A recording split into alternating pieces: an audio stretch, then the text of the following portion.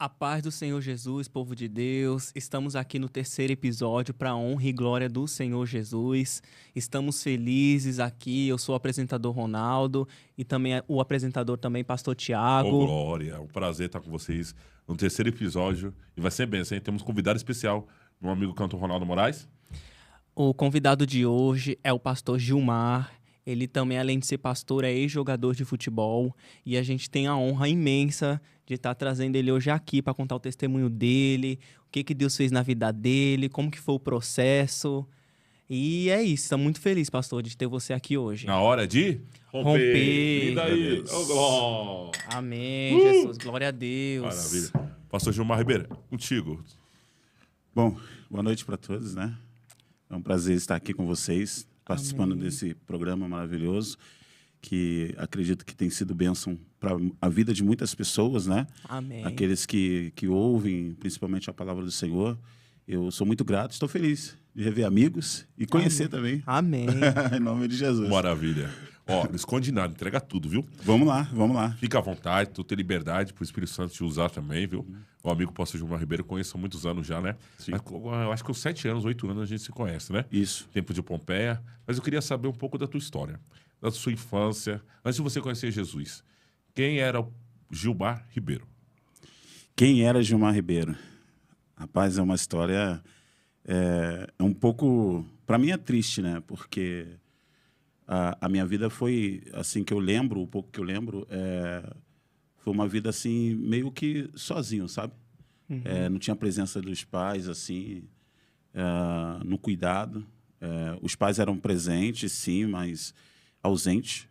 Quando eu falo presente, no caso físico, né? Estando ali com o seu corpo, imagem, mas ausente na questão de amor, de exemplo de paternidade, né? Então, eu lembro assim muito pouco, mas o pouco que eu lembro é que eu não tinha a presença dos pais assim, como um pai que demonstrava seu amor, cuidado, né? Eu lembro que quando eu trabalhava em um sítio, era bem em frente da minha casa, em que minha mãe cuidava lá. Então, meu pai trabalhava em outro sítio, a minha mãe trabalhava no sítio que era em frente à casa dela, e ela era bem apegada mesmo ao trabalho. Então, assim, eu tive pouco contato paternal, assim, de ouvir uma palavra, eu te amo, ó, você vai dar certo, eu tive muito pouco. Os meus irmãos saíram cedo de casa, foram morar, inclusive, alguns que moram aqui em São Paulo vieram cedo para cá, então eu tive pouca presença dos irmãos também. O máximo que eu tive foi de 2 irmãs, que era mais presente na minha vida, mas eu não tive também a presença dos irmãos, não. Então, foi um pouco complicado na minha infância. E depois, até que chegou o momento de eu sair da minha cidade e parar lá em Porto Alegre sozinho. O senhor nasceu onde? Bom, eu nasci, né, no interior do Rio de Janeiro, uma cidade chamada Rio Bonito, município de Boa Esperança. Hoje estou morando aqui em São Paulo, né? Para a glória de Deus, casado, com 2 filhas. Amém. Mas eu nasci no município de Rio Bonito, uma cidade no Rio de Janeiro. Aí foi para Porto Alegre? Sim, eu fui para Porto Alegre, foi com 15 para 16 anos. Mas seus pais aceitaram de boa você sair cedo assim de casa? Não, pior que, assim, meu pai mesmo, ele viu que era uma oportunidade única do filho sair de casa. A gente tinha uma vida muito difícil. Eu lembro até hoje que meu pai ele ganhava em torno de R$20, mais ou menos. Logo assim que começou o real, né? Não era nem real, era um cruzeiro, que era bem menos. Depois veio o real. E eu lembro que meu pai ganhava R$20 por semana e a minha mãe ganhava 15. E como eu ajudava ela, geralmente eu ficava com 5, 4, né? Gastava tudo no fliperama lá, jogando Meu Deus. futebol no fliperama, né? E meu sonho era jogar futebol. Tanto é que eu ficava lá no meio da cana, né? Que eu cuidava de cana, de laranja, essas coisas. Ficava lá no fundo, né? E lá eu ficava montando o campinho de futebol na terra, eu ficava esculpindo as pedras, né? E lá eu falava que era o jogador tal, que eu assistia muito Guarani da época. Guarani tinha o Djalminha, que jogou no Flamengo, então eu era fã de Djalminha, fiquei seguindo ele do Flamengo para o Guarani, Guarani para o Palmeiras. Então, eu começava a esculpir a pedra e imaginava jogando futebol ali e me via também. Me via casado, com pai de filhos, né? Não imaginava que viria 2 filhas maravilhosas, estou amando. Amém. Né? E ali eu já comecei a desenhar muitas coisas. Só que a condição de vida era muito precária, era muito difícil. Imagino. Meu pai viu a primeira oportunidade, a minha mãe não queria que eu saísse de casa, ela queria que eu ficasse ali, que ela entendia que jogador de futebol era tudo bandido, né? Ela imaginava assim. Uhum. Mas é falta do conhecimento. Então, meu pai viu a oportunidade, cara, me colocou dentro do ônibus, meu empresário foi lá conversar com ela, conversar com ele, ela não queria deixar, e meu pai falou, não, você vai. Ele botou as roupas na mala, a minha empresária me deu uma camisa, até hoje que eu lembro, a camisa do Fluminense, eu sou flamenguista, cara. Meu Deus. Fui parar em Porto Alegre. Que coisa, hein? É assim que Que Deus coisa. faz, É assim né? que Os Deus mistérios faz. de Deus é assim, né? Aí tem coisas que a gente não entende, né? A gente vai entender depois. E aí meu pai me colocou dentro do ônibus, aí um rapaz me levou até a capital do Rio, que eu nunca tinha passado da ponte Rio-Niterói. Foi a primeira vez. E ali eu peguei o ônibus para Porto Alegre, 24 horas de viagem. Cheguei lá na rodoviária sozinho, sem saber quem ia me pegar. Mas, pastor, eu tenho uma pergunta. Você jogava futebol ali onde você morava? Como que esse empresário chegou até você? Sim, eu jogava futebol no campo que tinha atrás do sítio que eu trabalhava. E minha mãe não aceitava. Meus amigos vão ver aí né, essa programação, eles com certeza vão dar risada, né? Que eles são amigos, eles vão lembrar que acontecia o quê? Para mim jogar futebol, eu pulava o muro. Pulava o muro do sítio. E o sítio ele tinha muitos cacos de vidro que era colocado para não pular entrar, não ter mesmo. invasão, né? Uhum. E eu quebrava aquilo lá e pulava o muro. Meu Deus. Depois pulava um outro riacho, um córrego grande, né? Pulava ele para chegar no campo. Cara, não dava 30 minutos, minha mãe chegava com a vara já por trás me batendo. Eita. Ela chegava assim, parecia até um atacante de surpresa, né? Uhum. E os meus amigos ficavam rindo lá tal, e ia para casa. Mas eu sempre estava fugindo. Fugia por cima do muro dos vizinhos. E ali foi onde um empresário me viu jogando. Ele me viu jogando, aí falou, cara, você não quer ir treinar comigo? Tal. Eu falei, vou. Aí comecei a treinar na minha cidade, com muita dificuldade, minha mãe não deixava, eu fugia para treinar. E aonde ele falou, olha, eu vou levar você para Porto Alegre, vou arrumar um time para você. O Internacional de Porto Alegre. O primeiro clube. Primeiro clube. Foi revelado pelo Inter. Fez a base? Eu fiz a base do Inter, só que eu voltei. A minha mãe ela ficou doente, né? Quando eu saí de casa, ela teve um surto lá, ela começou a andar a cidade toda me procurando. Nossa. Foi. Ela andou 17 km a pé até o centro da cidade me procurando, com um cobertor, porque ela entendia que Porto Alegre era uma cidade de gelo, de frio. E dali minha mãe começou a ficar doente, cara, com um problema, e eu resolvi voltar de Porto Alegre. Eu vim embora, cheguei na minha cidade, eu lembro até hoje, foi numa sexta-feira, e nessa sexta-feira meu empresário está passando, ele me viu em casa, ele até se assustou. Aí expliquei para ele a situação, porque eu também estava lá em Porto Alegre, passando fome também, né? Meu Deus. Lá não tinha salário na época.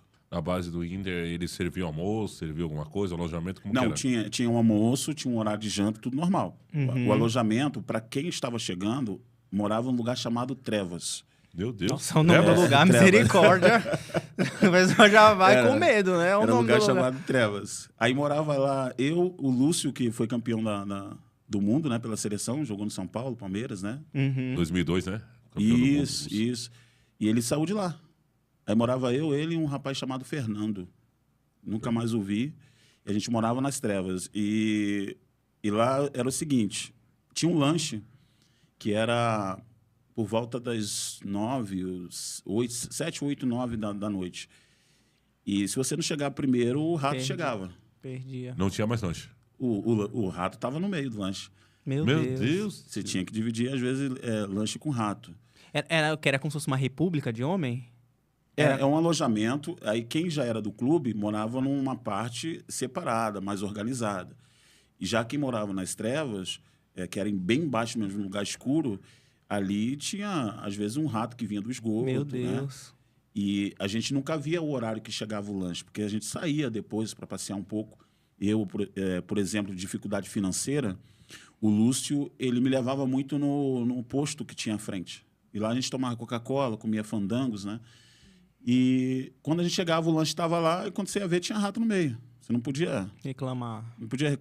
E era o lanche que você tinha. E tinha momento que eu tinha que ir até o shopping a pé, comprar sal de fruta para tomar alguma coisa e não passar fome. Meu Deus. E fiquei ali um tempo, fiquei 6 meses, né, em Porto Alegre. Minha mãe ficou ruim, eu decidi voltar. Não tinha salário. E aí foi onde eu cheguei na minha cidade, o meu empresário me viu. Aí ele falou, vou arrumar um clube aqui em São Paulo para você, tá bom? Aqui você pode vir em casa, né, toda semana, se quiser. Aí eu fui vim jogar no São Paulo. Jogou no São Paulo? Joguei no São Paulo. Tinha quantos anos? Eu tinha já 16. 16 anos. É. Fez a base também ou não? Cheguei a jogar lá, base? foi por 2 meses na base. Era juvenil. Aí joguei com o Kaká, Júlio Batista, com esse pessoal aí. Só que aí não deu certo porque o São Paulo ele queria pagar muito pouco na minha contratação. Para subir profissional, né? No caso, ser comprado o meu passe. Porque tinha uma questão de parcela, né? O empresário fica com uma parcela, o jogador com outra, o clube com outra, né? Porcentagem, né? Que cada jogador, quando eles são negociados, cada clube ou cada empresário, o jogador ele tem uma porcentagem, já é acordado. Só que São Paulo queria pagar muito pouco. E aí eu lembro o treinador, que é Heriberto, o nome dele, ele falou, olha, leva ele lá no Palmeiras, esse menino é bom. Se ele não for aprovado no Palmeiras, você traz de volta.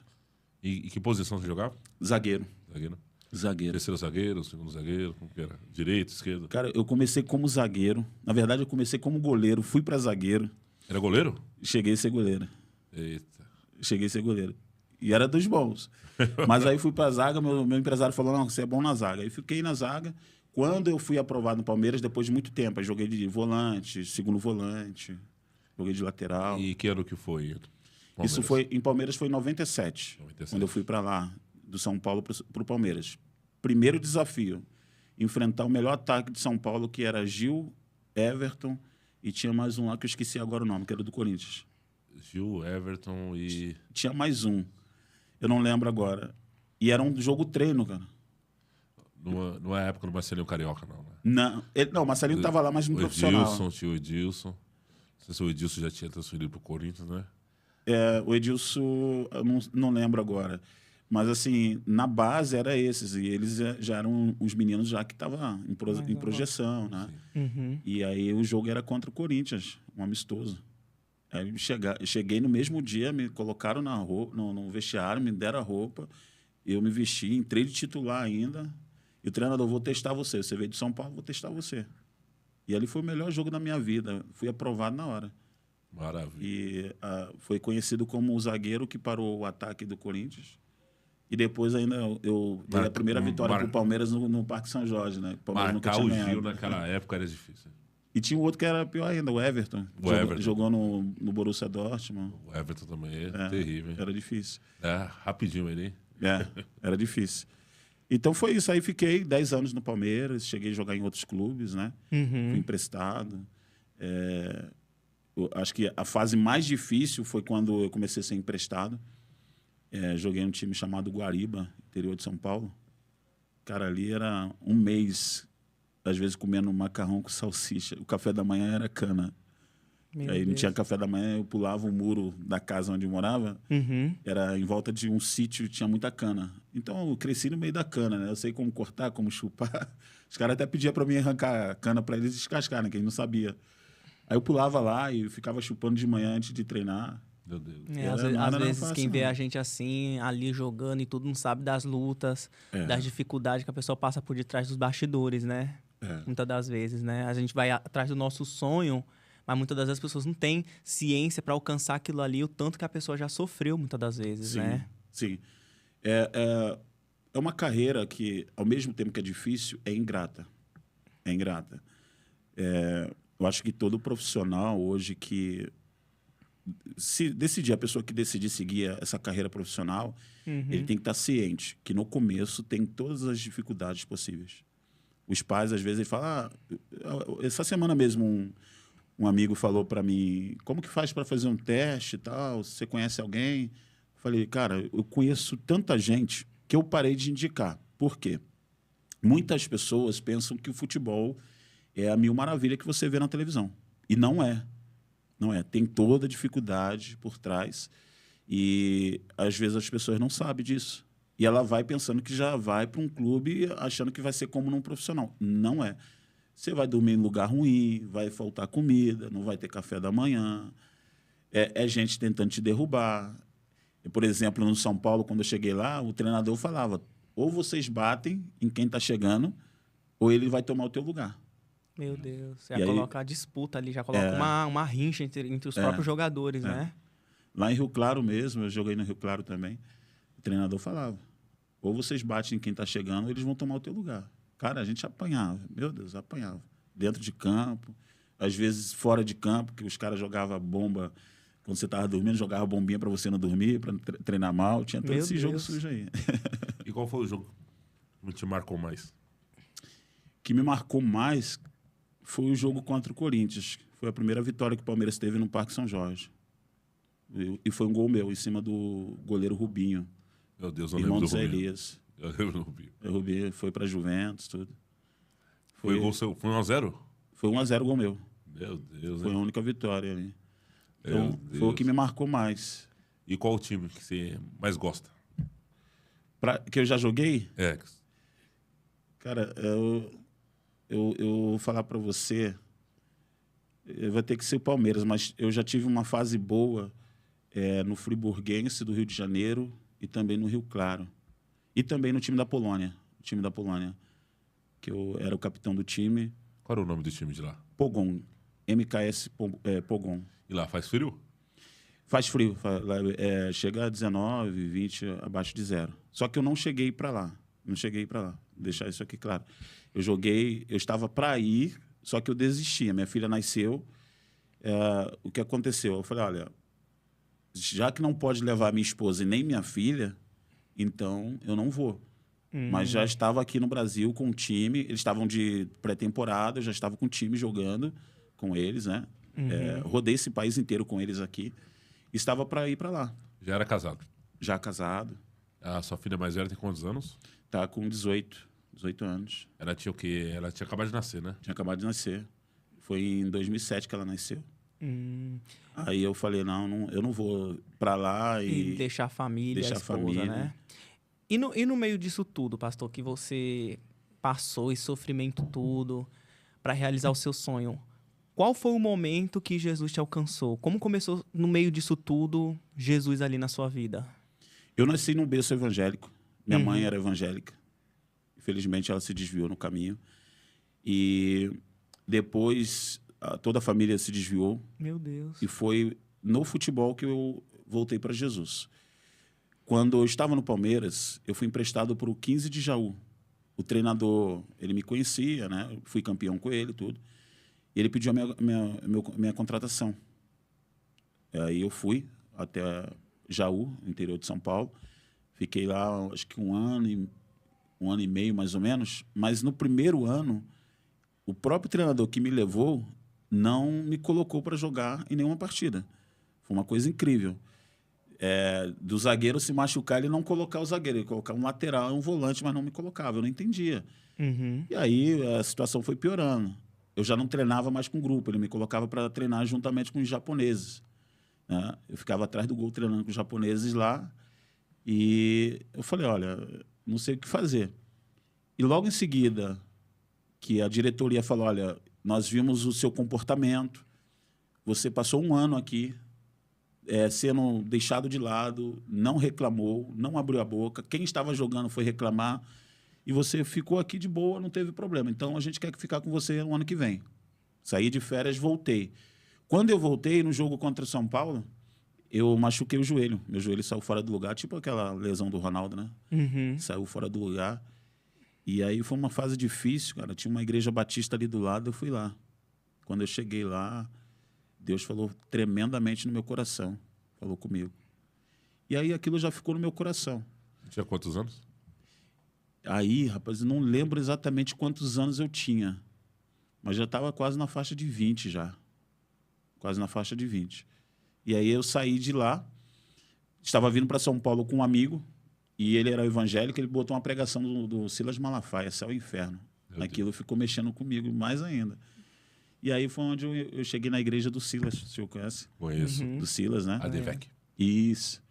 Aí eu lembro que estava me dando sentimento de morte, eu queria tirar minha vida, vindo aqueles sentimentos ruins para se matar, enfim. E aí eu fui na igreja. E como que eu conheci o Silas? Nas minhas férias, ele é um amigo de trabalho da minha esposa, me chamou para jogar futebol na Lapa. Tem um futebol de areia que hoje é society, né? É sintético. E aí era o pastor, e eu comecei a jogar bola. E ele me chamou acho que umas 5 vezes, cara. Em um mês ele me chamando, nada de ir. E esse sentimento, ele estava se aflorando cada vez mais, de tirar a minha vida. Meu Deus. Você Aí, pensou em se matar? eu pensava em se matar. E Tirar a você vida. já era casado. Já estava casado, E já tinha uma bebê. sim. Estava pensando em tirar minha vida.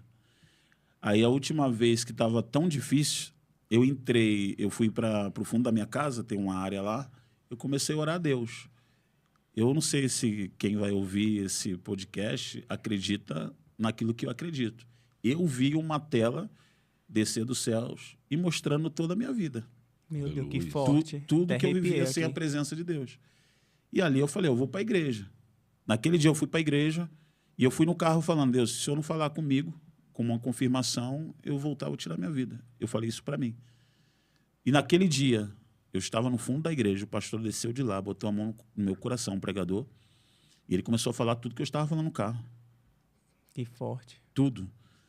E foi tão forte que até minha esposa, que não era evangélica, ela pertencia a uma outra religião, né, que é a religião católica, ela se converteu também ao evangelho. E estamos juntos até hoje, juntos, pastores. Quantos para a anos glória de casado? Deus. Nós estamos juntos há 29 anos e tem 18 de casado. Meu Deus. Uma história, hein? Ela te acompanhou muita É, etapa, né? quando eu cheguei aqui em São Paulo, eu conheci ela aqui em São Paulo. Em São Paulo? Foi em São Paulo. No primeiro ano, quando eu vim do São Paulo para o Palmeiras, como eu falei aqui, foi onde eu conheci ela, no alojamento. Eu fui até a escola, ela estava na escola, lá eu vi ela me viu e, e ali começou a história. E o mistério do vestiário, que Deus te tocou no vestiário, né? Sim, sim. Ali foi quando eu já estava servindo ao Senhor Uhum. e eu fazia parte do ministério, né, do pastor Silas, que eu chamo ele de meu pastor ainda porque eu o considero assim. E eu estava no Rio de Janeiro, eu estava cuidando, na verdade, de uma igreja aqui na Cachoeirinha, na Dionísia, mas ainda eu falei com o pastor, ainda não abandonei minha carreira, então se aparecer uma oportunidade, eu preciso ir. E apareceu para mim ir para a Alemanha. Ir para a Alemanha num time da 2ª divisão, ficar lá um ano e depois ser transferido para um teste no Bayer Leverkusen. E é assim que acontece quando o jogador está um tempo parado, enfim. E fui para o Rio de Janeiro para treinar, fiquei um período lá. E nesse dia eu estava dentro de um vestiário de um time de futebol da cidade vizinha, que é um empresário lá que me conhece meu irmão, e ele me chamou para jogar. Eu fui jogar. Aí teve um jogo de manhã e outro à tarde, foi 2 jogos no mesmo dia. E nesse dia, o que aconteceu foi assim algo de Deus. Porque eu joguei de manhã, ganhamos de 5-0. Aí quem jogou de manhã era para ficar no banco à tarde. Uhum. No primeiro tempo, nosso time estava perdendo o mesmo número que ganhou de manhã. Aí o empresário falou assim, Gilmar, aquece que você vai entrar. Quando eu levantei, as minhas pernas não se ia. mexiam, não andava. Meu Deus. É como se fosse... Eu nunca tive artrose, mas diz que artrose é uma coisa que paralisa até a perna, né? E aí eu não conseguia. Eu caí no chão, eu fui levado para o vestiário. Só que antes disso acontecer, o que aconteceu? De manhã eu ouvi a voz de Deus. Meu Deus. Deus me chamando, falando comigo. Eu estava do lado do meu amigo, parado, né, com os braços cruzados. E aí Deus falando sobre o chamado para voltar para São Paulo ou assumir, ou aceitar o contrato que estava já na minha casa para assinar. E eu ouvindo aí o meu amigo falando, tá tudo bem? Eu falei, tá tudo bem. Você tá estranho? Eu falei, não, eu tô só decidindo aqui algo. Aí eu falei para ele, falei, tô encerrando a minha carreira aqui hoje. Aí ele me chamou de louco, maluco. Com quantos anos? A idade também não lembro, assim, não lembro. Mas, cara, isso aí já faz em torno de 15 anos para trás, aí, ou mais. Isso foi na Alemanha? Eu estou com 46 já, né? Isso foi na Alemanha ou foi aqui? Aqui no Brasil, no Rio de Janeiro. No Rio de Janeiro. No Rio de Janeiro. Quando treinava, né? É. Eu estava treinando no Rio de Janeiro e fui somente para jogar nesse time, né? Não tinha problema treinar e jogar nesse time. É um time que não é profissional, é um time de cidade. Aí fui jogar. Meu irmão estava também na partida, né? E aí eu ouvi a voz de Deus. E nesse dia aconteceu algo, além da perna travar, eu recebi a faixa de capitão. Nossa. Sendo que o capitão sempre foi o filho do dono do time. Ali eu falei, cara, tem uma oferta aqui, tem o prato de lentilha, né? Eu falei, não vou trocar. Aí tudo bem, eu aceitei ser capitão, mas eu falei, não vou voltar atrás na minha decisão. Hoje eu estou encerrando a minha carreira. E aconteceu isso, minha perna travar. E hoje eu entendo que Deus me deu um livramento. O jogo estava muito violento. E nós sabemos, quando nós temos um chamado, o diabo ele quer ceifar a nossa vida. Sim. Então, eu acredito que seja um livramento de Deus. Tanto é que depois que acabou a partida, eu dentro do vestiário, fui carregado até o carro. E aí eu entrei no carro normal, a minha perna funcionou normal, eu dirigi o carro até em casa normal. Não deu nada. Eu fiquei constrangido diante do meu irmão, achar que eu estava mentindo. Mentindo. E não tinha nada. Gente, tem Aí mistério que Deus faz que... A gente não sabe. Aí meu empresário chegou, pediu o contrato, eu falei, não vou assinar. Aí por quê? Eu falei, estou encerrando minha carreira hoje. Aí ele me hostilizou, ficou bravo comigo. Que ele sabe que eu... Até hoje ele me encontra, ele fala para todo mundo, esse cara aqui, esse era para ser igual o Roque Júnior, Juan, não sei o que e tal. E, assim, ele sabia que era um cara que daria certo na carreira. Eu tinha um plano aqui no Palmeiras traçado para dar certo, para substituir o Roque Júnior até. Então... E qual era a sua inspiração? Qual jogador que era a sua inspiração? Até hoje, o Gamarra e o Juan, cara. Zagueiro. Juan do Flamengo, né? Ex-Flamengo. Isso. O Gamarra, que jogou no Palmeiras. Jogou no Flamengo também. Jogou no Flamengo também, né? Jogou no Flamengo também. Ronaldo? É forte, né? Porque, assim, a pessoa tá ali se empenhando ao máximo e Deus falar, não, agora a sua obra é comigo. Então, assim, sua família também, como que eles ficaram, além do seu irmão, quando soube, assim? Mas você já falou de imediato para eles que você ia parar para seguir os caminhos do Senhor? Como que foi, assim, na hora? Quando eu estava no Rio de Janeiro, a minha esposa estava aqui em São Paulo. Uhum. E o meu empresário, como eu falei, ele ficou revoltado. Sim. Ele usou até texto bíblico. Eu falei, mas Moisés não entrou também porque desobedeceu, né? Ele falou que eu não poderia pregar sobre Moisés, mas tudo bem. Mas a minha irmã, que é missionária, ela ficou feliz de ouvir aquilo. E a minha esposa, eu não tenho o que falar, cara. Minha esposa, eu sou até suspeito, porque ela me apoia em tudo. Eu, graças a Deus, Deus me deu uma varoa que me apoia em tudo. Em todas as decisões, ela fala, estou contigo. Eu confio no Deus que você serve, eu confio em você, estamos juntos. E, assim, não tive problema quanto à família. Hoje todos enxergam esse chamado na minha vida, né? Apesar de não ser fácil.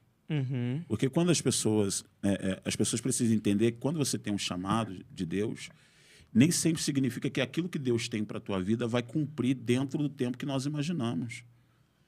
Deus, ele, no processo, ele está olhando a tua fé. Ele está analisando a tua fé. Vai ter momentos de altos e baixos, de fases difíceis, boas. Em todas elas, Deus está olhando o teu comportamento.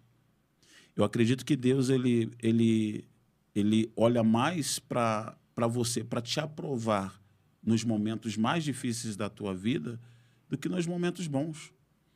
Em Eclesiastes, capítulo 7, verso 14, tem um texto lá que fala que Deus ele permite tanto o tempo ruim como o bom. E ele fala o quê? No tempo da adversidade, aliás, no tempo da prosperidade, se alegre, faça festa. Mas no tempo da adversidade, considere. Deus fez um oposto ao outro para que o homem não saiba o que há de vir amanhã. E eu sempre faço o seguinte pensamento. Principalmente no século de hoje, uma pessoa que sabe que vai sofrer a vida toda, não tem solução para ela. Nós deparamos agora com uma fase que é essa doença do século, ansiedade, depressão, que leva até a morte. Sim. A pessoa sabendo que vai sofrer amanhã, o dia todo e todos os dias da vida, ela não vai querer viver. Então, Deus agora ele faz o outro lado. Tem um tempo da adversidade e o tempo da prosperidade. E no tempo da prosperidade, ele fala para você se alegrar. Faça até festa se for possível. Porém, quando chegar a adversidade, considere. Então Deus está dizendo, olha, em qualquer circunstância, apoie-se em mim. Lembra que Jesus falou? No mundo tereis aflições, mas tem de bom ânimo. Eu venci. Mas antes ele falou, olha, vocês vão ser perseguidos, vão jogar vocês para fora das sinagogas, vão te odiar por causa do meu nome, mas em mim vocês terão paz. Então, esse texto de Eclesiastes 7, Deus está falando, se apoie em mim, confie em mim, porque na adversidade ou no tempo bom, eu estou nele, cuidando de todo o processo da tua vida, do teu chamado, do plano, do propósito de Deus para a tua vida. E é isso que eu confio e me apoio. E eu sei que a sua chamada é completa, né? Você louva, prega, Eita, dá aula, glória. né? Sim, Dá aula de teologia também, né? Que dia da semana que é mesmo? As aulas online, né? Deus me deu uma escola em 2017 e ficou um bom tempo parado. Eu dava essa aula somente para o pessoal da igreja. E então Deus me deu um entendimento para expandir isso. E eu comecei esse ano agora, de forma ativa, né? Dando aula. Semanal, toda semana tem aula. Os alunos eles fazem ali os seus estudos e ela faz uma atividade. Essa atividade ela me entrega até quinta-feira ou até sexta-feira. Nós temos uma videoaula toda segunda-feira. E eu sei que você gravou, lembra da Popeia, né? Gravou 2 DVD, né? Adoração. Foi 3. 3 DVD? Adoração. Adoração. Tem ele no YouTube? Eu acho que tem. Faz tempo que a gente não mexe, né? Mas eu acho que tem sim. Acho que tem. E... Quem quiser assistir, como faz para jogar lá no YouTube, para achar? Clama no Deserto, chama-se. Clama no Deserto. Clama no Deserto. Você clicar lá, Clama no Deserto, ou Igreja Clama no Deserto, tem todos os vídeos lá. Então tem a gravação também, tem todos lá. E tem um projeto da Câmara do Deserto voltar? Vamos orar? Vamos orar. Amém. Amém. Vamos orar. Agora, outra coisa, Manuel. Como você conheceu o seu chamado? Foi a primeira pregação. Qual foi a melhor pregação que te marcou? Todas são né, aquelas que o Senhor toca, né? Cada dia é renovada a palavra dele, né? Nós sabemos no altar, nós somos pregadores da palavra de Deus, né? Ministros. Sabemos que é uma responsabilidade. Os dias que estamos vivendo a igreja, né?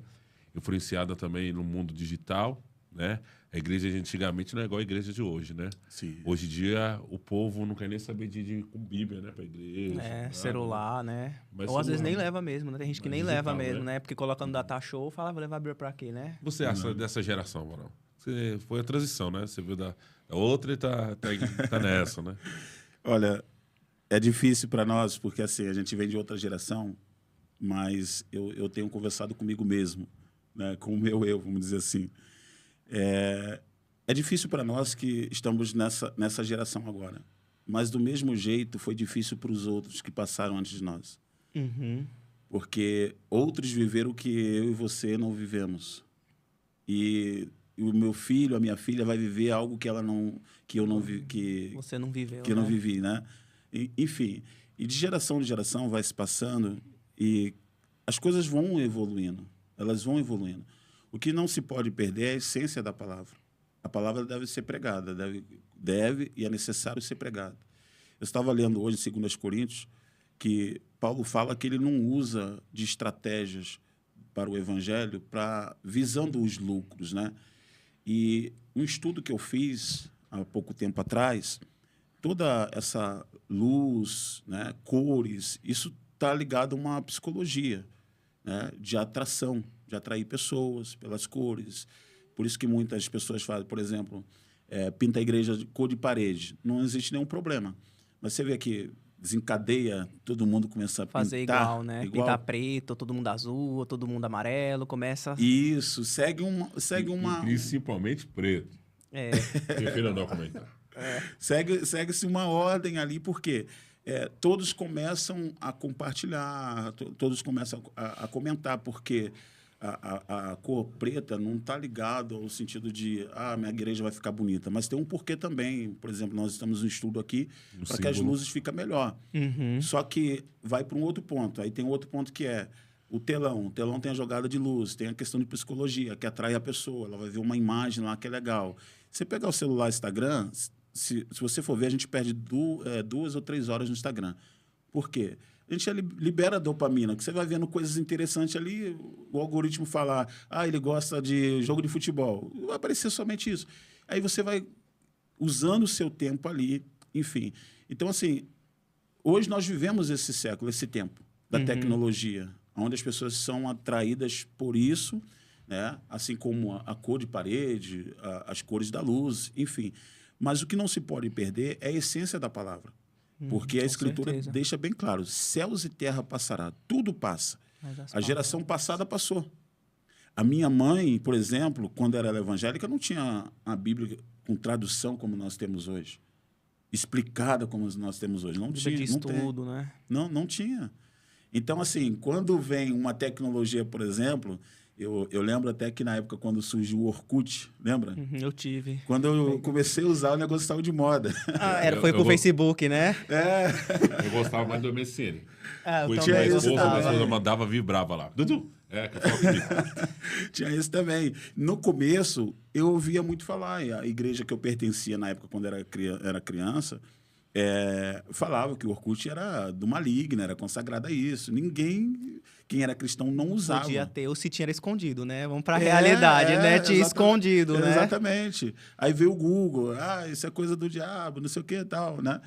E, assim, foi passando-se o tempo, a gente foi se adaptando, vendo que, de fato, a tecnologia, ela ajuda, né? Ajuda. Para quem não tem conhecimento, principalmente. Cara, ontem eu falei uma coisa para mim mesmo, conversando, eu converso muito com Deus no carro, né? E ontem eu falei assim, o objetivo do Evangelho não é mostrar o quanto você conhece das Escrituras. Por exemplo, eu vi o pastor muito conhecido, Abílio Santana, ele falando dos pregadores googuistas, né? Eu concordo quando ele fala que o cara vai lá no Google e monta uma pregação e prega. Eu sou contra. Mas se o cara tem uma mensagem, ele apronta a mensagem e pede o Google para organizar de uma forma sistemática, eu acho legal, para ele transmitir a mensagem com clareza. Com clareza, né? Por quê? Ele vem de uma geração que não tem uma Bíblia explicada. Então, ele foi obrigatoriamente a aprender ali, a ler, e entender, interpretar para poder transmitir. Criar o sermão, né? Criar o sermão. Só que a ideia hoje de pregadores, de quem estuda a Bíblia, é para mostrar o autoconhecimento, quando, na verdade, o objetivo de Deus não é mostrar o quanto você conhece, o quanto você sabe, é fazer as pessoas conhecer. Então, fazer as pessoas conhecer pode ser de uma forma simples, de uma simplicidade, de falar, Jesus te ama e ele tem um plano para a tua vida. Quer mais do que isso? Só que a gente quer enfeitar, a gente quer colocar o conhecimento teológico, a gente quer organizar a Bíblia conforme ela é, enfim. Então, assim, não é fácil para nós que viemos do tempo passado, de outra geração. A gente vai ser um pouco crítico, mas a gente vai ter que entender e, às vezes não, é certo que nós vamos ter que se inserir aos poucos dentro do contexto, porque vai ter momento que o que eu tinha como material no passado não vai ter mais. É forte, pastor Gilmar. E agora lembrando também, né? Pastor Silas foi onde o senhor começou a congregar, né? Primeira igreja, congregar, né? Firmar na presença do Pai, né? Aqui na Casa Verde, foi aqui na Casa Verde mesmo? Isso, Avenida Casa Verde, 1120. Assembleia de Deus, Esperança Nossa. Esperança Nossa. Pastor Silas. Pastor Silas, homem de Deus, né? Sim, Tive um prazer de conhecer também, né? Sim. E ele é bênção demais, né? Sim. E lá o senhor foi levantado a obreiro, como que foi? Lá eu comecei como diácono, aí quando eu fui transferido... Se batizou lá? Sim, foi ele que me batizou. E a minha esposa também, né? E aí eu fui transferido para Dionísia e tinha um pastor lá, só que o pastor não estava cumprindo as suas obrigações, né, ministerial, e tinha que fazer alguma coisa, né? Alguém tinha que assumir. Não tinha ninguém. Então eu falei, pastor, eu aprendi com minha mãe, fecha um bar, mas não fecha uma igreja. Então, eis-me aqui. Me coloca na frente até levantar alguém. Aí eu fui consagrado a presbítero e fiquei lá até fazer essa viagem que eu falei aqui para o Rio de Janeiro, para poder transferir para a Alemanha. E o batismo com o Espírito Santo? Foi também no mesmo dia. Fui batizado na água e no Espírito Santo. Meu Deus, que graça. Batizado no Espírito Santo. Depois você manda um abraço para sua esposa, né? Pastora Fabiana Ribeira. Glória a Deus. Vai estar assistindo. O nome das meninas, né? É, Beatriz Ribeiro e Gabriela Ribeiro. Aí, ó, benção demais, Amém. né? A Gabi é a mais nova, né? É mais nova. Mais nova, glória a Deus, né? Quantos anos tá a Gabi? Gabi tá com 5 anos. É a promessa. Essa aí você não esperava, não, viu? É a promessa. A surpresa da vitória. Amém. Ela é uma benção. 5 anos, assim, é uma menina bem desenvolvida. E agora nós voltamos, né? Voltamos ao assunto. Saber que o povo hoje em dia só quer saber de profecia. A melhor profecia é a palavra, né? Sim. A maior revelação é a palavra, né? E hoje em dia você abre no TikTok, o povo tem zombado nas profecias, né? Brincado com as profecias. Eu tenho certeza que o Senhor vomitará, né? Sim. E não seja nem, né? Não seja morno, né? Ou seja frio ou seja quente, né? E estamos vivendo os momentos mais difíceis da igreja na Terra. Nós, como igreja, a gente não pode se calar, né? Sim. E ensinar a verdade. Para os nossos filhos é o mais difícil. Sabemos que esse mês é um mês onde o demônio também opera muito, né? Sim. Essa festa aí chamada Halloween, né? Sim, sim. Fala um pouco a respeito disso, meu pastor. Bom, em relação à questão da profecia, por incrível que pareça, Deus tem ministrado muito ao meu coração por esses dias sobre isso. Eu não sei se vai ser até um desabafo que eu vou falar aqui, mas nós vivemos um tempo no Evangelho, principalmente no Brasil. Eu não sei se nasceu através da igreja neopentecostal, que é o Evangelho triunfalista. É onde eu enxergo você como homem de Deus a partir do que você tem e não a partir do que você é. E isso é perigoso, porque muitos se introduziram nesse meio porque entendem que as pessoas têm necessidade de alguma coisa. Quando você tem necessidade, eu aprendi até uma frase que diz assim, que o diabo te dá o prato que você gosta de comer. É forte, hein? Repete de novo aí. O diabo te dá o prato que você gosta de comer. Então, ele vai te dar exatamente aquilo que você gosta. Os falsos profetas se inserem dentro desse contexto. Assim como o algoritmo sabe que você gosta de um futebol, de uma curtida na internet, o falso profeta entende que você gosta de falsa profecia. Então, existem muitas pessoas que se alimentam disso. Eu sei que tem homens de Deus que Deus entrega, que Deus fala, e acontece. Acontece. Agora, o que não pode é você viver disso, porque a sua vida não se resume apenas a uma profecia recebida, porque a vida cristã é uma vida cotidiana, uma vida diária. E Deus tem ministrado muito ao meu coração, e eu falei aqui sobre desabafo, porque a gente luta para transmitir isso para as pessoas. Só que as pessoas, elas vão dizer quem você é, o que você tem. Então, a partir do momento que ela olha para saber o que você tem, para lhe ouvir, isso é ruim. Por que Jesus não fez milagre na sua cidade? Porque ninguém o via ele como filho de Deus. Ele não tinha nada para oferecer. Então, a incredulidade está no coração. Porque a pessoa torna-se incrédula porque eu não enxergo nenhum resultado na tua vida, então você não vem falar para mim. Isso é ruim. A igreja, ela fecha o coração às vezes porque ela não vê o seu resultado. E isso é ruim também porque tem muitos que pregam e falam, não, você tem que ter resultado para pregar para alguém. Isso é um erro. Não existe nenhum texto bíblico que diz que todos vão receber na mesma medida. O que Deus falou para um, ele falou para outros. O que Deus fez na vida de um, ele falou para outros. Eu estava em casa pensando sobre a história de Jó. Jó falou assim para a mulher dele, você sabe receber o bem e não sabe receber o mal? Então, peraí, o que Jó está dizendo? Deus tem os dois lados. Quando você recebe o bem, Deus também pode estar aí. Quando o mal chegar, Deus também pode estar. Porque existe uma diferença entre a vontade de Deus e a vontade permissiva. A vontade de Deus é tudo que Ele quer que você aprenda sobre Ele. E a vontade permissiva é aquilo que Ele não quer, mas Ele permite para te forjar e fazer você crescer. Amém. É um pai que fala para o filho, filho, ó, eu vou deixar você tomar um choque para nunca mais colocar a mão ali. Um pai ensina dessa forma, permitindo alguma coisa. E a igreja, às vezes, não sabe discernir isso. Então, vamos lá. Sobre a questão da profecia, lá em 1 Samuel, capítulo 8, e isso também acontece em Êxodo, se não me falha a memória, capítulo 19, Moisés prepara o povo, Deus quer ter contato com o povo direto. Só que o povo fala com Moisés, Moisés, fala tu conosco, mas não fale Deus. Por quê? Toda vez que Deus faz, ele move alguma coisa. Toda vez que Deus fala com você, ele mexe alguma coisa na tua vida. Eu vou mais a fundo. Toda vez que Deus falar com você diretamente, ele vai desconstruir algo na tua vida, ele vai tirar algo de você. Ele vai mexer em alguma coisa para que você não se apoie nas coisas, mas se apoie nele. Meu Deus. Por isso que eles têm medo de trovão, de relâmpago, terremoto, tudo que está tendo ali. Deus está movendo tudo, eles estão sentindo medo. Então fala o quê? Eles fazem o quê? Moisés, fala tu conosco, porque é muito mais fácil você ouvir um homem falar algo que conforta teu coração do que um Deus que vai falar, eu vou tirar tudo de você. Uau. Forte, né, mano? Uhum. Imagina se Deus fala para Jó, eu vou permitir o inimigo mexer em você. Não aguenta. E assim, que nem é um ponto assim que até uns tempos atrás eu tava falando com a minha pastora, né? Que quando o Jó ele passou pela aprovação dele, não houve nenhum profeta, ó, eis que te diz o Senhor, você vai passar por essa luta, mas seja fiel até o fim, que você vai vencer. Não.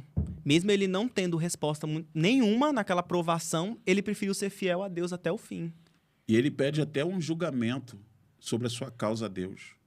Ele pede uma resposta sobre a sua situação, e ele não tem.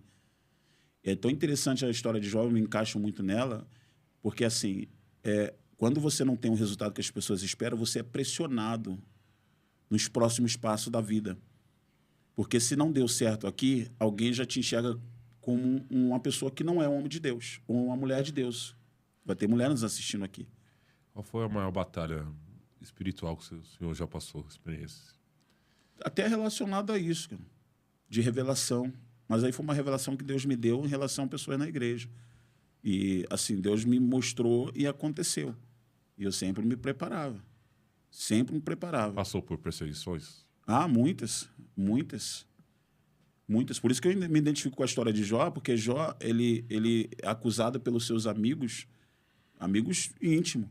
Próximo. E está lá no capítulo 19, ele pede misericórdia aos seus amigos. Em algumas traduções fala, tenha paciência de mim. E outras ele fala, tenha pena de mim.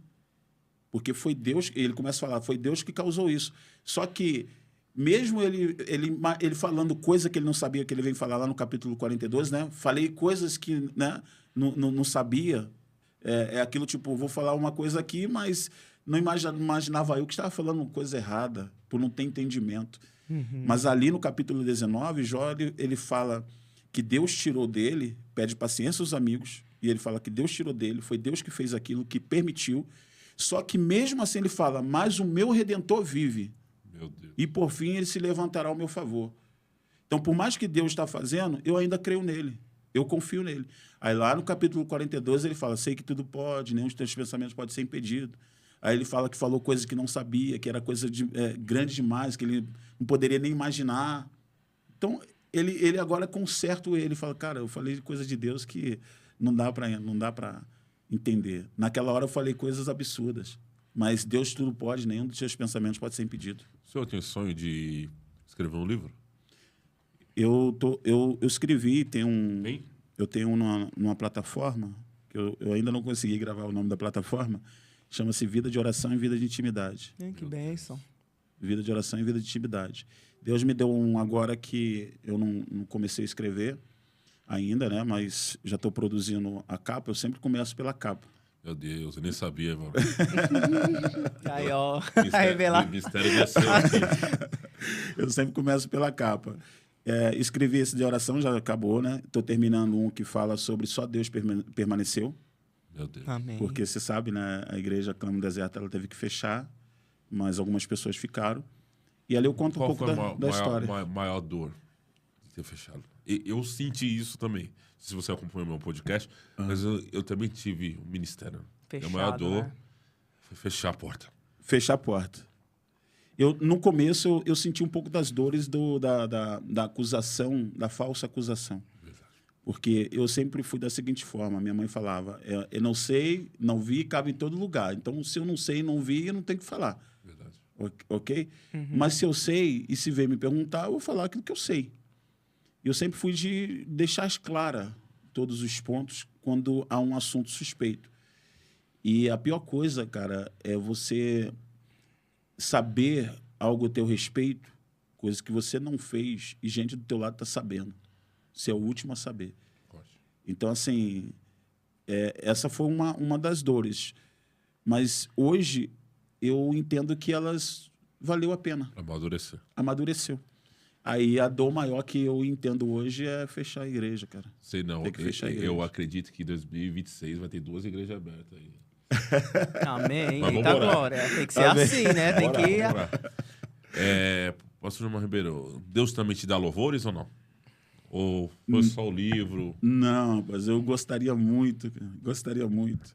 Que eu sei que ele louva também, viu? Amém. Essa área vocês Eita, entendem. Eu sei pregar. Pregar comigo. Eu estou com a minha filha tentando, cara, tá salvo aqui no celular. Estou tentando montar um louvor com o louvor do Maverick, né? Esqueci o nome do louvor agora. Tentar traduzir, se ajustar para eu e ela louvar. Mas nunca veio louvor na mente assim para poder escrever, não veio ainda. Eu oro a Deus para que eu tenha essa graça. Aprender piano, eu amo também o som de piano, violão, teclado. Mas já tocou alguma coisa? Nada. Só toquei neles com o dedo mesmo, mas o som não saiu o som, não. É assim mesmo, né? Tudo no tempo de Deus, né? Tudo no tempo de Deus. Mas louvar eu amo. Por exemplo, ele já tem um livro. Tem gente que já é fácil escrever louvor, mas já tem pra gente que é mais difícil escrever um livro. Pra você Pra mim é mais difícil escrever um livro, pra mim é mais fácil escrever um louvor. Você tem os 4 louvores lá guardados ainda, né? Ah, tem mais de 10. Meu Deus. Tem mais de Você 10 acredita louvor. que eu comecei a escrever livro depois que Deus começou a me levar para leitura? Porque eu tive problema de ansiedade e depressão, né? Uhum. Sintomas de depressão. Isso já servindo ao Senhor. Isso aí foi em 2014. Eu fui parar 5 vezes no hospital, quase morrendo. E ali, quando eu encontrei o diagnóstico, eu comecei a entender que eu precisava melhorar, então, a minha mente. Uhum. Porque tudo desencadeou por conta dessas perseguições, calúnia, né? A igreja não tinha nem fechado ainda.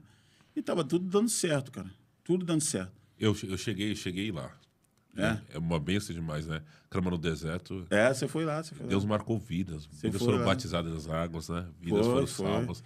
Liberta. Deus usou o senhor pastor. Tremenda ali naquele lugar ali. Na Menina Pompeia, não lembro o número que era. Eu também não lembro, mas é perto da casa da pastora que vocês vão lá. Ali, né? Mas benção demais. E eu acredito que a boa obra que ele começou, ele é fiel para terminar. Em nome de Jesus. Tem coisa grande chegando, meu pastor. Sim. Não, hoje, por exemplo, tem um pastor ali no Jaraguá. Sim. Ele e a esposa dele tá com uma igreja. Uhum. Os dois estavam longe da presença do Senhor. Ela era de uma religião, assim, por respeito nem falar, mas era uma religião absurda aí, que ela... Meu Deus. E ela foi lá e ouviu a pregação, eu estava ministrando no dia. Glória a Deus. Ela entregou a vida a Jesus, foi lá e chamou o marido dela, que era um pastor desviado. Eita. E lembra que você foi usado também lá na igreja, lá na Casa Verde. Foi. Que a menina não podia ter filho. Da Assembleia aqui na Vila Albertina. A jovem que não conseguia engravidar, né? Nós oramos ali, Deus abriu, né, o ventre dela e está com o bebê já. Menininho tá quase andando já. Glória de Deus. Glória a Deus. Deus honra, né? Sim, quando a gente é fiel a Deus, está na direção de Deus, tudo Deus honra, né? Sim. Dá lugar, Rolando. Assim, a gente está falando de provação, disso tudo. Me veio uma pergunta assim na mente, né? No período em que você estava ali nos clubes, jogando futebol, na ativa, e a gente sabe que a vida de jogador de futebol passa por muitas tentações, né? Na época que você jogava ali, pastor, você passava por muitas tentações, era muita mulher dando em cima, passava muito por isso? Porque a gente sabe que hoje em dia os jogadores...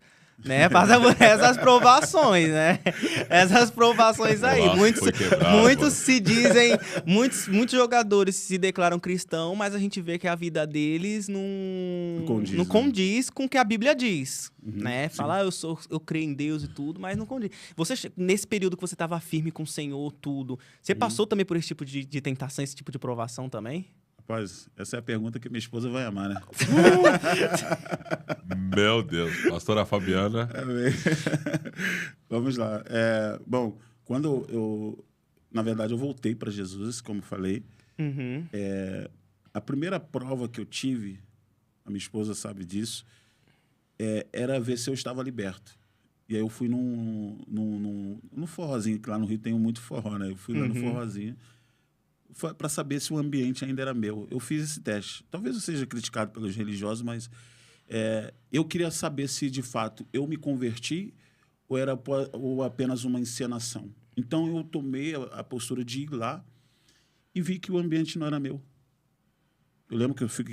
geralmente, quem é desse mundo, né? Ele fica sempre com a mão ocupada, né? Com uma bebida. Eu estava com um copo de água ali, porque já é automático, você vai se adaptando com aquele ambiente. E aí, eu segurando o copo de água, eu falei, cara, isso aqui não é mais para mim. E saí. No meio do futebol, quando já servindo ao Senhor, eu viajei para Santa Catarina, fiquei 6 meses longe da minha esposa, jogando num time de São José. E depois foi no Rio de Janeiro. Como eu fui um cara sempre caseiro, como sou ainda, eu não tinha prazer em ficar saindo. Não tinha. Aí eu ficava no quarto, lá em Santa Catarina.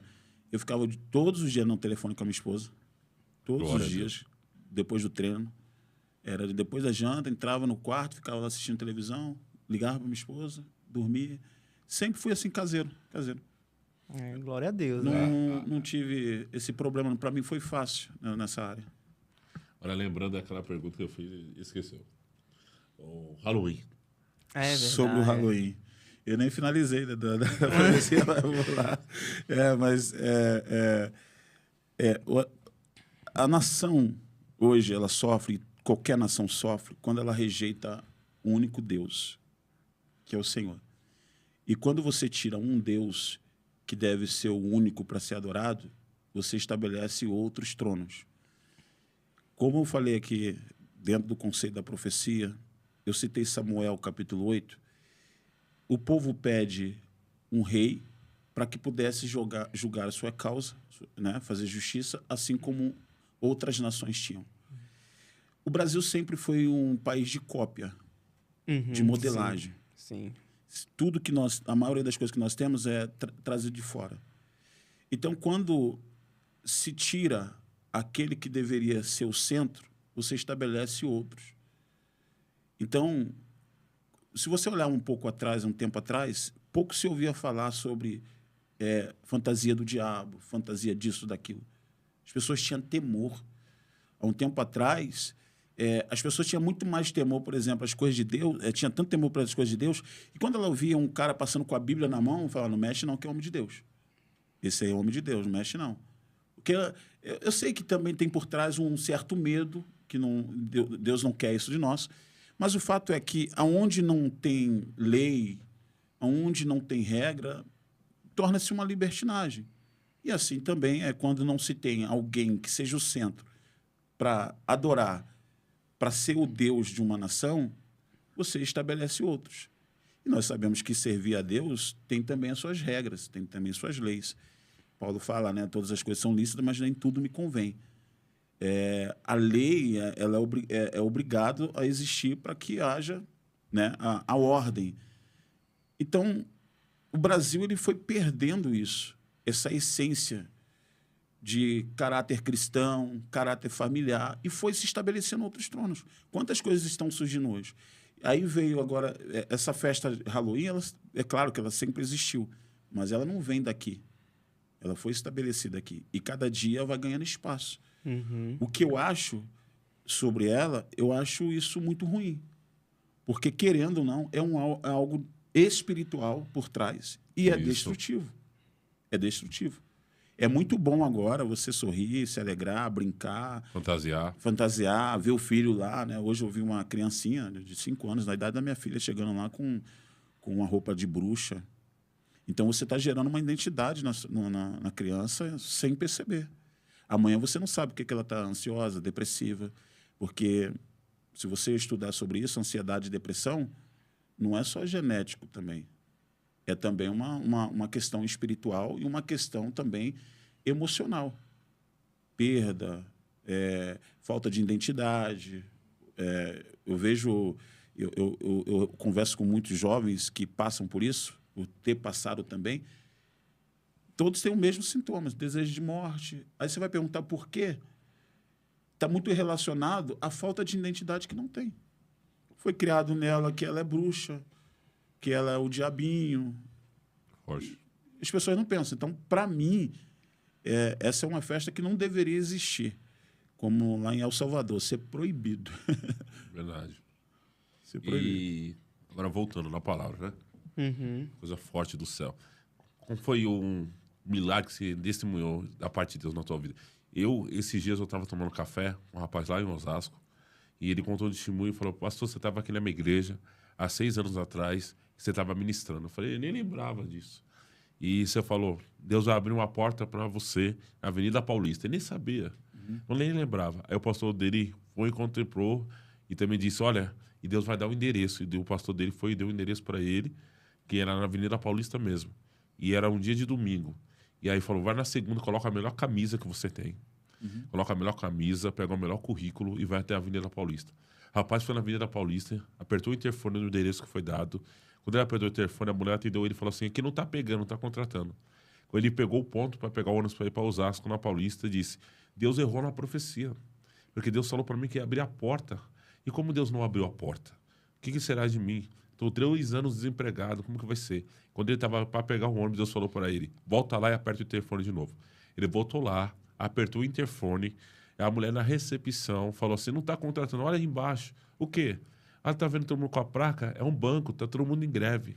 E ele só tinha a quinta série, pastor Gilmar.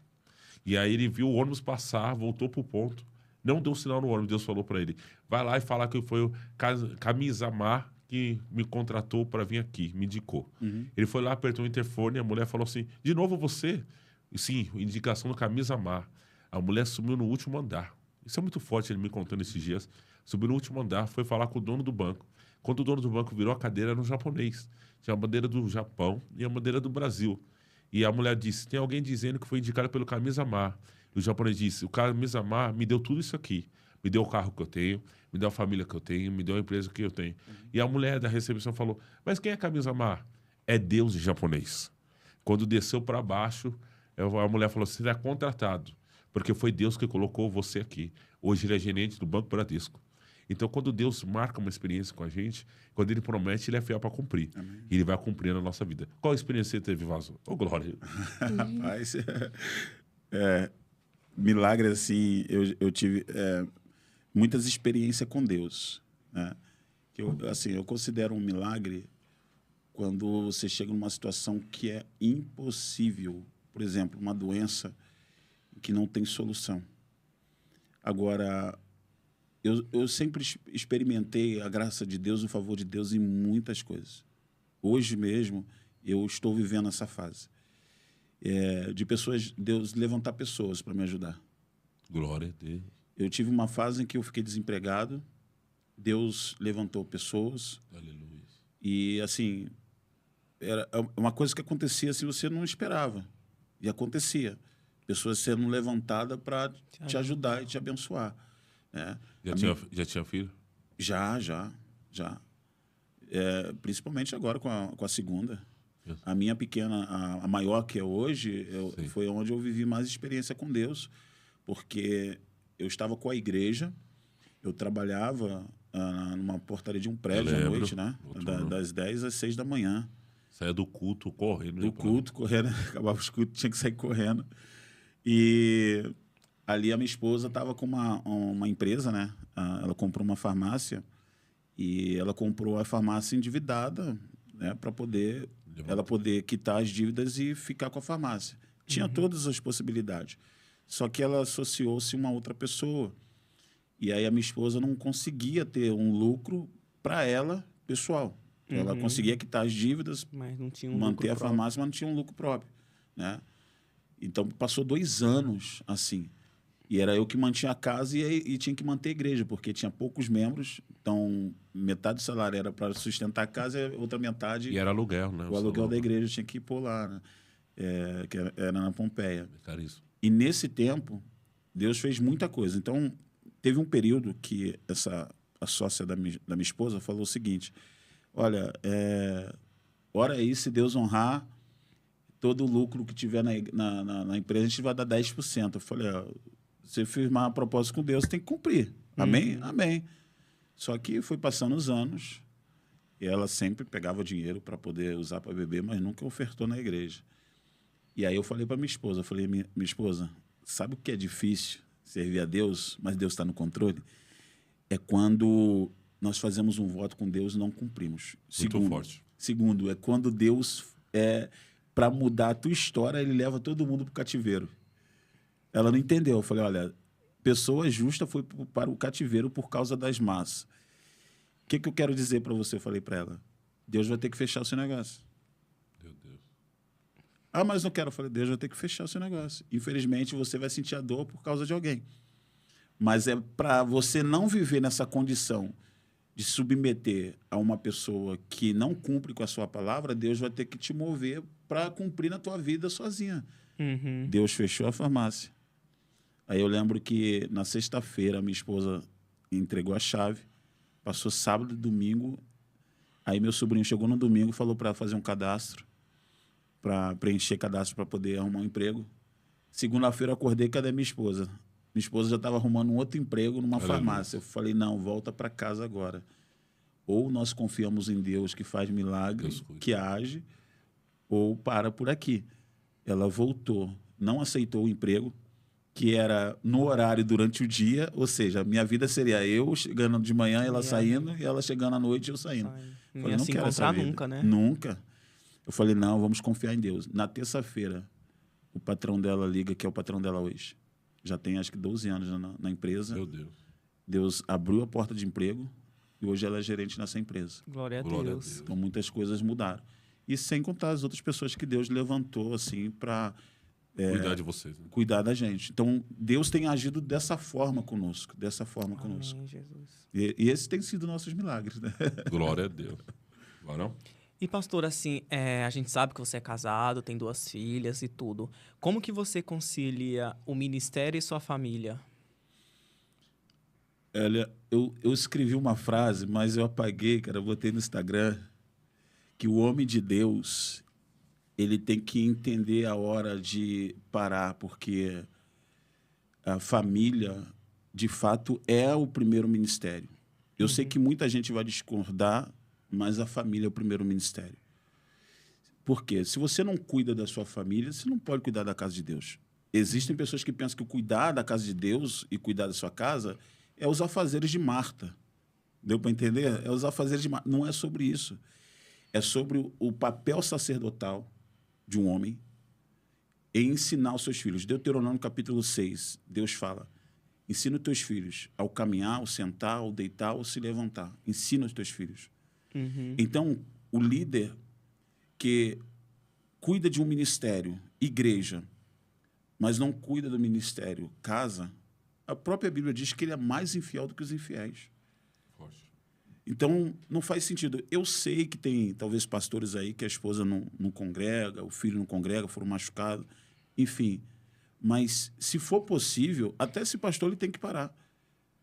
Ah, mas ele vai entregar o cargo por causa de alguém? Tem gente que sugere a separação. Não, querido. Deus não está nem aí para o teu ofício pastoral.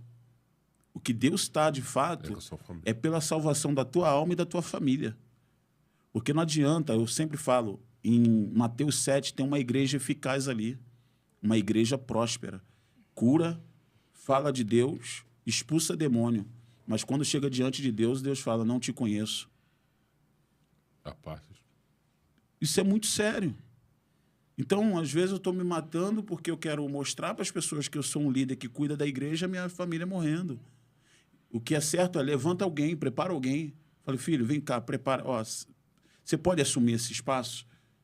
Eu vou cuidar da minha família e continuo cultuando a Deus. Glória a Deus. Continuo indo na igreja a qual eu era o pastor, cultuar a Deus. Não tem problema algum, o líder, pastor, retroceder um pouquinho para salvar a tua família. Glória a Deus. Não tem problema algum. Verdade. Então, assim, como que eu concilio? Eu tenho um tempo com a minha família. Lá em casa, elas sabem. Na minha casa tem um culto familiar, que é um dos projetos que Deus me colocou, o Céu em Casa, o Lar, a extensão da igreja. Eu tenho um projeto assim, que é do ministério. Onde vai acontecer o quê? Cada casa, ela tem como obrigação fazer um culto ao Senhor com a sua família. Sentar com teus filhos, ensinar a palavra de Deus. E aí eu sempre falo, gente, não queira forçar o teu marido, a tua esposa. Senta lá você. Seja um pouquinho de azeite que a mulher tinha em casa para começar a multiplicar. Eita glória. Sabe o que aconteceu agora quinta-feira? Uma irmã falou assim para mim, pastor, que culto maravilhoso na minha casa. Eu falei, quem estava? Só eu e meu filho. Eu Falei, que maravilha, que glória, né? Só que meu marido chegou depois, ele sentou na cama e ficou prestando atenção. Eu falei, é aí que começa, irmão. Deus. É aí que começa. Deus operando já, né? Então, aonde isso começou? Começou na minha casa. Eu faço culto com a minha família. Eu faço culto com as minhas filhas. Elas leem a palavra. E eu não forço. Só explico para elas que Jesus é o caminho, a verdade e a vida. Todos vão passar, todos vão sair, mas Jesus permanece. Eu ensino isso para elas. E eu tenho meu momento de lazer, tenho um momento de férias. Ensino isso às pessoas, líderes, liderados. Tenha um momento com a sua família. Se não tem família, tenha um momento para você. Você não vai ser mais crente tendo mais um culto ou menos um culto.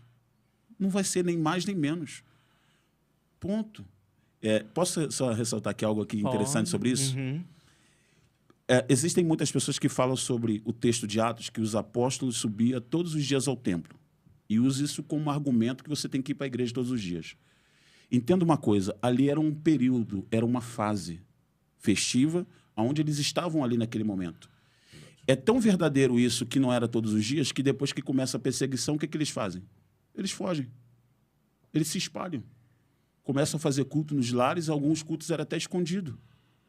Então já não é mais todo dia. É na medida que eles podiam. Prova que não era todos os dias, existiam lugares que as pessoas se deslocavam 4 dias de viagem. Como é que era todos os dias? E aí entra a questão da teologia. Só a teologia vai te mostrar isso. Maravilha. Top demais. Agora, vamos lá, pô. Você tem alguma pergunta a mais? Eu tenho uma para nós ir no bate-bola já, né? Pode ser. Mas, queria saber, pastor, qual o pregador que você ouve hoje? Rapaz, eu já ouvi tantos, mas comecei a parar de ouvir. Parar de ouvir? Quando Deus falou para mim, até quando você vai ficar ouvindo os Moisés, mas não ouvia Deus. Meu Deus. Só que, não estou falando que você não tem que ouvir alguém, você tem que ouvir, tá? Uhum. Mas tem um tempo em que você usa alguém como parâmetro, Sim. como modelo, para pegar como experiência. Mas depois você tem que discernir quando Deus está te guiando. Eu sou chamado. Entendeu? Sou o jeito de ministrar, né? Porque senão o seu chamado vai ser com base na vida dos outros.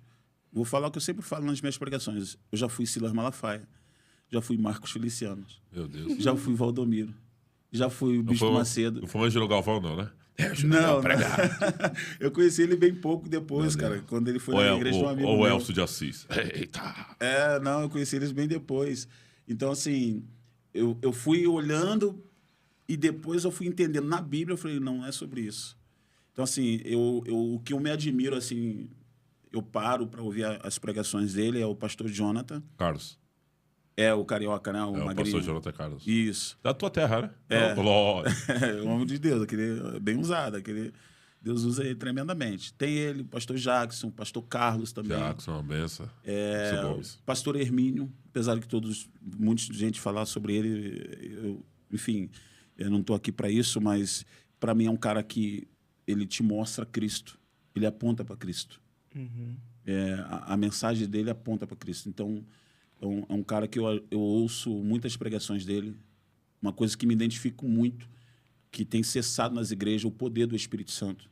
Muitas igrejas falam sobre ser continuista, ou seja, uma igreja pentecostal, mas ela neutraliza o poder do Pentecoste, o poder do Espírito Santo. Como que isso acontece? Às vezes você está num culto, Deus quer te usar, mas o cara está preocupado com o horário. Verdade. Aí são os mesmos que vão falar assim, eu queria estar lá nos Estados Unidos para avivamento. Como? Se o avivamento lá não teve hora para acabar. E aqui você fica olhando para o relógio. Não faz sentido. Se os irmãos, assim, né? Eu não sei se o pastor já viu como o pessoal da África adora a Deus. Sim, por horas. Não é um Sim. cultinho de 1h30, 2 horas. Tem dia que eles ficam ali o dia inteiro na igreja adorando a Deus. Sim. Né? E o povo aqui, às vezes, fica 1h30, 2 horas, já tá reclamando. Eu sei que todos têm um compromisso, têm um horário. Todos têm. Mas quando o poder de Deus desce, ninguém se preocupa com mais nada, meu amigo. Ninguém quer ir para casa. Ninguém quer saber que hora que tem que chegar em casa, não. Não quer. Deus move tudo. Só que a gente só vai experimentar isso quando estiver disponível a aceitar. É chegar diante de Deus e falar, Deus, não estou nem aí para o horário hoje. Eu quero a tua presença. Aleluia. Amém, é forte, né? A gente agora vai fazer um jogo aqui Primeira coisa que eu vou falar fazer Só umas perguntas aqui. um minuto, me lembrei de um negócio. Mas se quiser responder, você responde.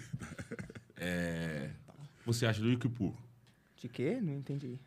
Ou do Yom Kippur? Yom Kippur, né? Yom Kippur. Que é uma festa maior. O que você acha desse? Eu não estudei a profundo sobre esse costume, mas ele é um costume ligado ao judaísmo, né? Isso.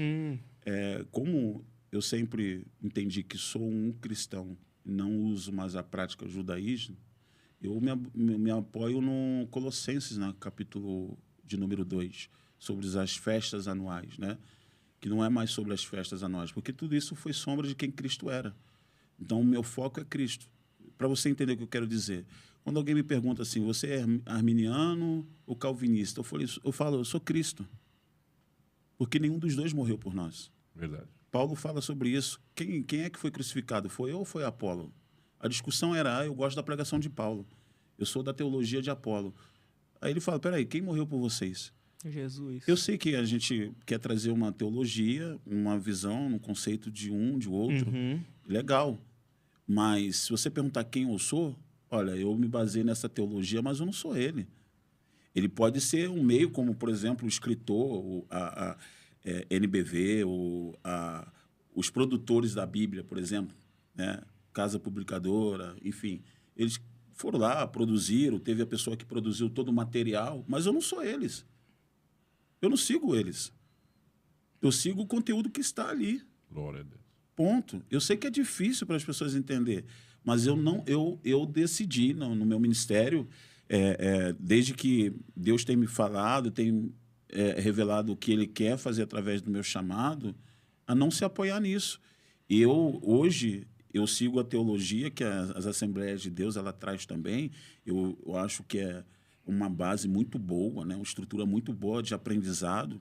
Eu trago, até porque eu vim da Assembleia de Deus, eu trago essa linha. Mas eu não sou assembleiano, eu sou Cristo. Então, a teologia que já fiz e estou cursando de novo é apenas uma base para o meu aprendizado, para que eu possa compartilhar de forma mais clara para as pessoas. Mas eu não vou falar de Hermínio, de calvinismo, não vou falar, não. É por isso que, graças a Deus, quando tiver arrebatamento, todo mundo vai com o corpo transformado em glória, pensamento diferente, porque imagina todos os crentes, toda a dominação, sem com a mente transformada em um lugar só. Não ia dar muito certo, não. Ainda bem que Jesus vai transformar todo mundo, vai mudar a mente de todo mundo, né? Porque imagina a briga que seria lá no céu. Não, porque eu tenho razão. Deus vai transformar todo mundo para subir transformado de tudo, um só né? Pensamento, né? Um só Cristo, né? Paulo fala isso em Coríntios sobre essas coisas. Então, assim, eu já vi muito... Saiu a cabeça agora o pastor, que ele voltou à prática judaizante, que é o... saiu da cabeça. Ele é muito conhecido no Brasil.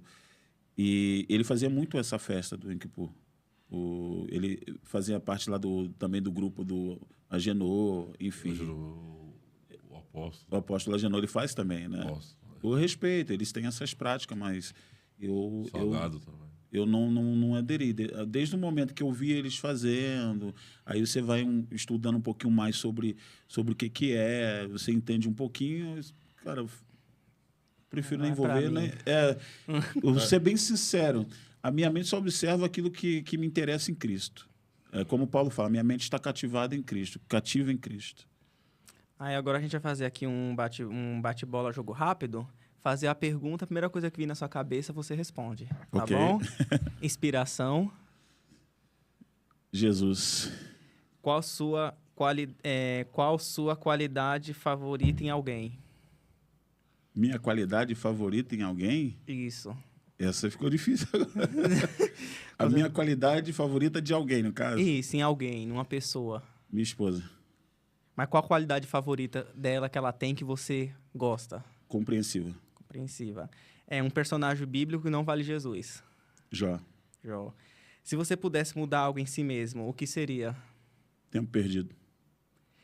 Um louvor? Vai ter que louvar.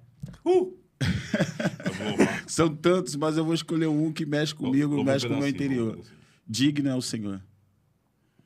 Tem que louvar? Não, só um trechinho só um trechinho pro pessoal pessoal de casa. Deixa eu lembrar agora. Graças eu te dou, ó Pai, pelo teu... esqueci, cara. Agora... que fala, digno é o Senhor, sobre o trono está... eu esqueci agora. Eu conheci ele há pouco tempo e mexeu muito comigo, assim. Já marcou, né? Ele é da Aline Barros, mas é digno ao Senhor. Quem canta também é o Felipe Rodrigues. Se tivesse a letra aqui, eu até cantava.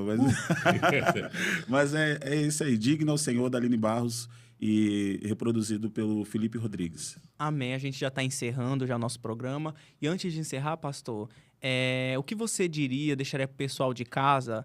Que nem você teve um sonho, você batalhou, lutou, foi até onde Deus quis, né? Hoje você é pastor, tem uma igreja. Então, assim, o que você diria para quem está nos assistindo sobre o seu sonho, sobre persistir, não olhar dificuldade? O que você deixaria para essas pessoas que estão nos assistindo, como resumo total, para elas não desistirem do sonho dela, prosseguir? O que você diria para elas? A fé é tudo. Uma fé inabalável. E você só encontra isso em Cristo. Porque por muito tempo eu tentei com as minhas mãos, não consegui. A fé inabalável, ela te faz superar desafios, dificuldades, e te faz entender o seguinte: cada escolha tem uma consequência, seja consequências boas ou más. Tudo vem para você, a partir da sua escolha. E quando você tem uma fé inabalável, você é bem decisivo. Você sabe o que quer e você vai para frente e não volta atrás. Não estou dizendo que a pessoa não possa se arrepender de uma escolha que ela fez que não deu certo. O que eu estou falando é não voltar atrás, ser determinada, sabendo que você tem capacidade para fazer aquilo. A partir do momento que Deus colocou no teu coração, Deus te deu um projeto, ou ainda que Deus não tenha te dado um projeto, mas você sonha, porque isso é permitido. Salmos 34 fala isso. Confia no Senhor e o mais lhe fará, né? Deleita-se no Senhor e ele concederá o desejo do teu coração. Então, Deus realiza sonhos também seus, projetos seus. Você não foi feito como robô. Você foi feito como filho de Deus, ser humano, para pensar. Então, tem sonhos que, mesmo que não seja Deus que te deu, mas que você começou a almejar, se você tem certeza que pode alcançar aquilo, se preparando, fazendo por onde para chegar ali, você pode alcançar. Tá? Então, uma fé inabalável é alguém que, dentro dessa palavra, fé inabalável, é alguém determinada. É alguém determinada, alguém que persevera, ou persistente. A pessoa que não espera ter motivação para fazer. Eu sei que no processo da vida bate procrastinação, isso é fato, bate para todo mundo. Desejo de parar é constante, mas se você estiver determinado e procurar todos os meios possíveis para lutar. Hoje, falamos da tecnologia aqui, se você anotar, eu anotei essa semana, sentimentos, que é sentimento que sou eu. Medo é sentimento. O meu eu é dizendo, eu posso, eu consigo. Então, o meu medo não vai dirigir o carro para mim, por mais que ele bata. Olha, fica com medo de ir para casa. Mas o medo não vai dirigir o carro para mim, sou eu que vou dirigir. Então, eu falo para o meu medo, aqui você não tem lugar. O meu eu vai me levar para casa. A minha consciência, no caso. Então, é fé inabalável. Que essa pessoa não desista, não para. Se no meio do percurso Deus te chamar, ouça a voz de Deus, sirvam. Eu tenho certeza que, independente da circunstância, Ele vai estar presente para te sustentar, te levantar. Não vai te deixar caído. Isso é um fato, tá bom? E se não for o plano de Deus, continua, cara. É fé inabalável e ir para cima, acreditando que pode. Amém, pastor. Nós queremos agradecer sua participação hoje. Que Deus continue abençoando sua vida, seu ministério. Você quer falar para o pessoal onde fica a sua igreja, para o pessoal ir? Isso, onde o pessoal quiser ir lá congregar, como que faz para ir, que dias que tem culto? Ok. Sobre a igreja, a princípio, eu estou congregando na IEPCOM, tá? Mas daqui a um mês eu vou estar me desligando, porque a gente fez uma fusão, tá? Se juntamos dois ministérios, até pelo fato de ter fechado também na Clama no Deserto, que antes era Clama no Deserto. Então, hoje eu estou numa fusão.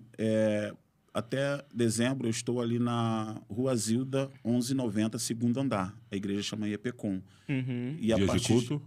Dia de culto, quinta e domingo. O horário? Quinta às 20 horas e domingo às 9 horas da manhã. E a partir de janeiro, aí eu vou estar começando um novo trabalho, mas como falamos aqui... glória. Vamos orar. Bora. Amém. E, Depois pastor, vocês ficaram sabendo. Você prega fora, se o pessoal quiser te chamar para pregar, você tem esse ministério também de pregar em outras igrejas.